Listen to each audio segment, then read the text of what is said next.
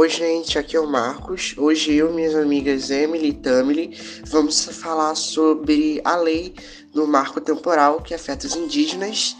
Mas antes disso, eu quero pedir para vocês passar nosso outro podcast que foi lançado semana retrasada, que é sobre racismo. E também, se você não passou ainda, no de aquecimento global. É isso.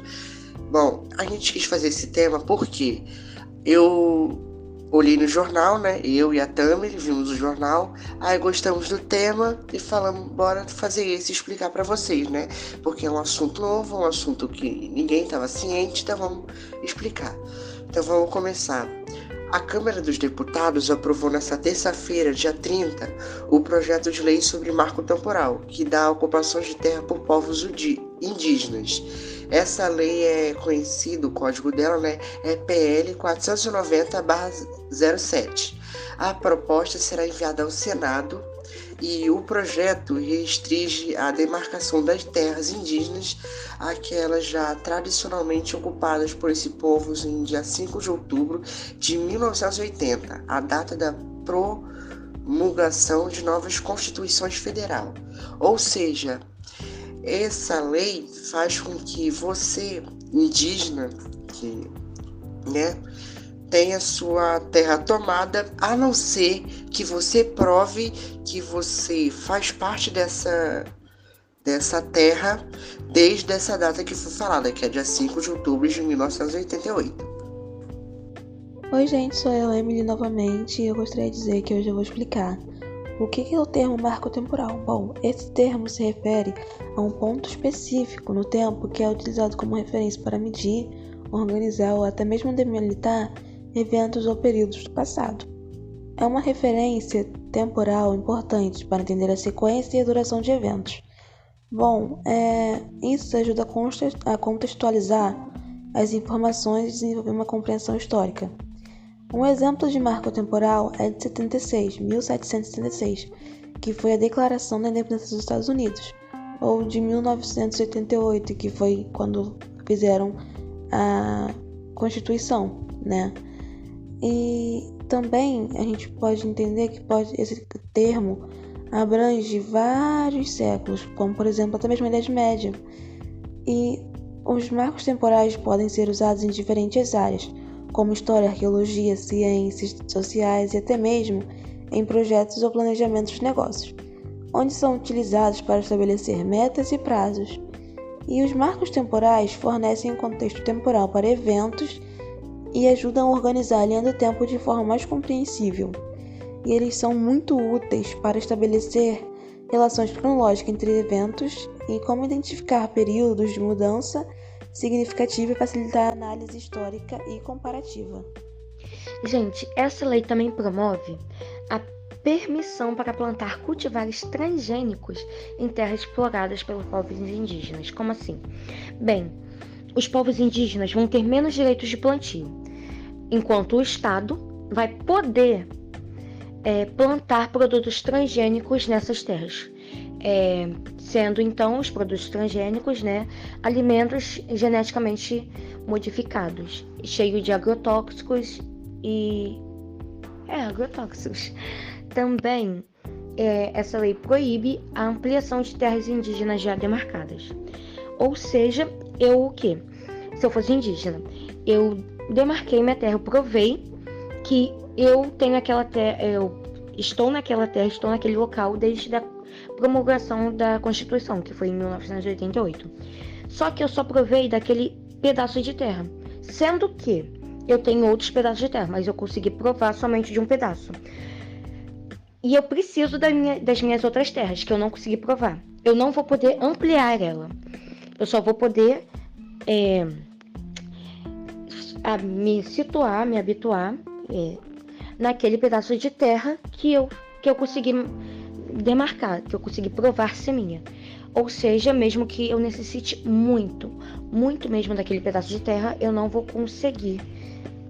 Então, a demarcação dessas terras indígenas, essa proibição de ampliar as terras indígenas, vai deixar muitos índios sem ter para onde ir, muitas tribos desabrigadas, muitas tribos se separando, já que Caso essas regras já ditas anteriormente não sejam seguidas, vai haver uma nulidade da demarcação.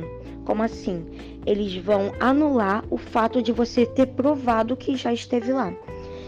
Então, aquela terra vai parar de te pertencer. Consequentemente, muitos indígenas não vão ter para onde ir, as tribos vão se separar, vai haver uma crise dentro das tribos, né?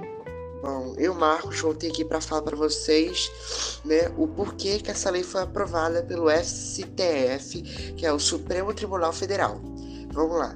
Essa lei foi aprovada porque o Supremo Tribunal Federal foi muito espertinho, né? O STF foi muito espertinho. Eles viram que as terras indígenas ajudariam na economia, porque os recursos rurais, né, tem bastante índice de crescer no Brasil, da economia, eles aumentam muito a economia. Aí eles quiseram pegar essas terras indígenas para poder fazer mais agropecuária, criação de gado, plantação e etc. Por isso, eles implantaram uma lei que eles sabiam que nenhum índio, nenhum dessas terras indígenas ia encontrar um vestígio que estava naquela terra há bastante tempo, entendeu? Então eles foram lá e criaram essa lei para poder tomar a terra deles. Foi muito espertinho o STF, não foi? Com isso, eles vão abrir pequenos espaços para pequenos agricultores, né? Ou seja, criar novas fontes de renda, várias novas formas de trabalho para isso. É bom, mas ruim que tirou a terra dos índios, né, coitados? Sem casa, sem moradia, não ter onde ficar, entendeu? Fica difícil. É isso. Pois bem, antes da votação, Maia, que é o deputado, aceitou uma das 9 emendas apresentadas pela deputada Duda Salabert e retirou do texto um dispositivo que listava 4 situações nas quais o usufruto dos indígenas sobre a terra não se aplicariam, como aproveitamento de recursos hídricos e potenciais energéticos, e os resultados de mineração ou garimpagem. Todas as emendas apresentadas pela deputada propunham a retirada de diversos artigos do substitutivo, que seria o quê? A deputada estava visando uma redução nas consequências, nos aspectos negativos dessa nova lei. Por mais que ela não conseguisse se abster de tudo, ela conseguiu um pouquinho, pelo menos, diminuir um pouco das consequências e deixar essa nova lei um pouquinho mais favorável aos indígenas. Bom, gente, voltei novamente para falar que o deputado Maia, né, tinha feito as emendas, como a Tamily falou, que ele não vai poder mexer. Aí eu vou citar algumas aqui para vocês. A primeira delas é que os indígenas vão poder continuar fazendo atividades econômicas, dessa vez não só entre eles, mas entre o público também, né, que quiser. Eles poderão fazer contratos com outras pessoas e os outros indígenas que favoreçam eles, desde que o Congresso Nacional esteja ciente disso e que gere benefício para a comunidade inteira. Tá.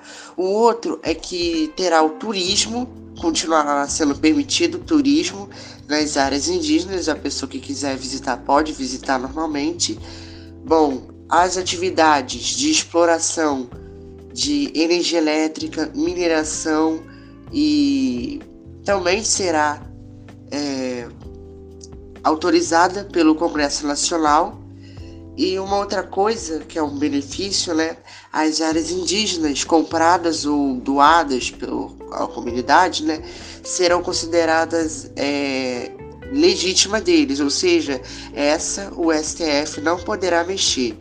Bom, é isso. Esse foi o nosso podcast. Espero que vocês tenham gostado. Como eu falei, vão lá e assistam o nosso podcast sobre racismo e sobre aquecimento global. Vocês vão gostar, tá bacana. E agora eu vou deixar uma reportagem que inspirou eu e minhas amigas a fazer sobre esse tema e explicar tudo para vocês. Tchau, até o próximo. A Câmara dos Deputados aprovou o projeto que estabelece o chamado Marco Temporal para a demarcação de terras indígenas. A proposta só permite a demarcação das terras efetivamente ocupadas no dia 5 de outubro de 1988, data da promulgação da Constituição. Se não houver comprovação dessa ocupação na data, a terra deixa de ser considerada de uso tradicional e não está apta a ser considerada área indígena. O projeto proíbe ainda a ampliação das terras indígenas já demarcadas e considera nulas as demarcações de terras não ocupadas na data estabelecida. A proposta também prevê indenização para os ocupantes de boa-fé das terras, caso a área seja transformada em reserva indígena, e dá aos ocupantes, nesses casos, a garantia de permanência na área enquanto não forem pagas as indenizações pelas benfeitorias. O projeto foi aprovado por 283 votos contra 155, em meio a muito debate entre deputados do governo e da oposição. A liderança do governo orientou o voto contra a proposta, como explicou a deputada Jandira Fegali, do PCdoB do Rio de Janeiro. Esse projeto é inconstitucional, não pode muito menos ser por PL, porque isso é uma cláusula pétrea da Constituição, jamais poderia ser tratado por lei ordinária. Esse projeto fere direitos dos povos originários, dos povos indígenas, desconhece os conflitos de terra, desconhece a expulsão dos povos indígenas dos seus territórios, desconhece o histórico desses povos. O relator da proposta, deputado Arthur Oliveira Maia, do União da Bahia, reuniu em um único texto o conteúdo de 15 projetos. Ele justificou o marco temporal com o argumento de que o Supremo Tribunal Federal usou os mesmos critérios para definir terra indígena tradicional ao ordenar a retirada de fazendeiros da reserva indígena Raposa Serra do Sol, em Roraima, em 2007. O que estamos hoje aprovando aqui na Câmara dos Deputados nada mais é do que aquilo que foi decidido pelo Supremo Tribunal Federal, a tese de que tem que existir um marco temporal, tem que existir uma data para que se considere uma terra indígena ocupada como tradicional. Não é razoável que no nosso Brasil prevaleça uma ação criminosa da FUNAI contra o direito estabelecido pelas leis brasileiras. O projeto permite que as comunidades indígenas exerçam atividades econômicas nas áreas demarcadas e admite a cooperação e contratação de terceiros não indígenas.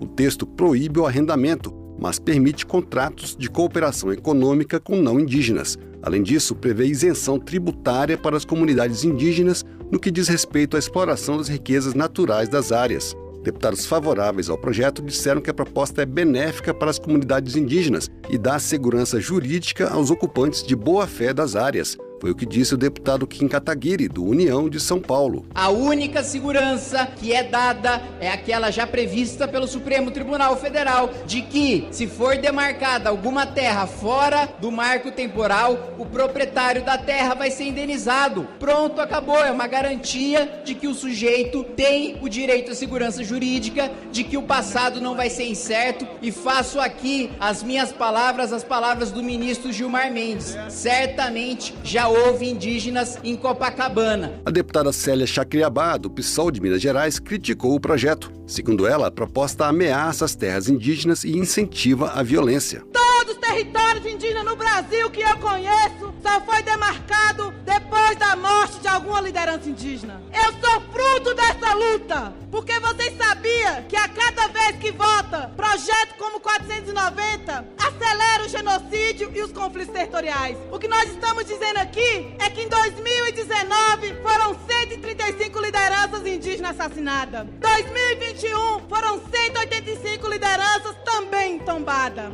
O projeto também permite que o poder público instale nas áreas indígenas redes de comunicação e estradas. A proposta, que estabelece o marco temporal de 1988 para que uma área possa ser considerada reserva indígena, seguiu para análise do Senado. Da Rádio Câmara de Brasília, Antônio Vital.